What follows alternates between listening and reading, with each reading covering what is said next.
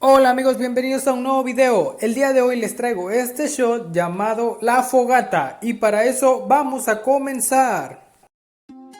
Para hacer este shot vamos a necesitar leche condensada y vamos a ocupar 15 mililitros de leche condensada.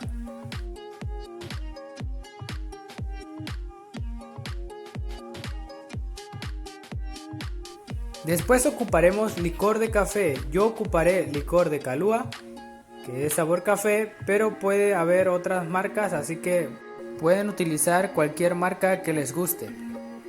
Y ocuparemos 30 mililitros de licor de café. Pueden apoyarse con su cuchara de bar o pueden hacerlo así como yo lo hice, pero debe de quedar dividido por la densidad de cada licor. Bueno, en este caso es la leche y por ley tiene que quedar abajo.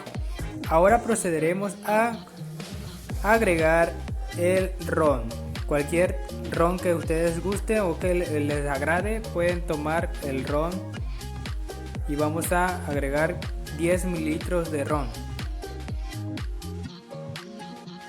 Y así nos quedaría la división de cada uno de los ingredientes. De esta manera se vería si ustedes le colocan un poco de luz detrás del shot. Para la decoración de nuestro shot fogata utilizaré un bombón quemado o asado de esta manera.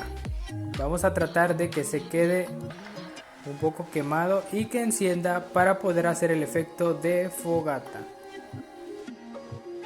Después procederemos a apagar nuestro bombón y se lo colocaremos arriba de nuestro shot y así nos quedaría nuestro shot fogata.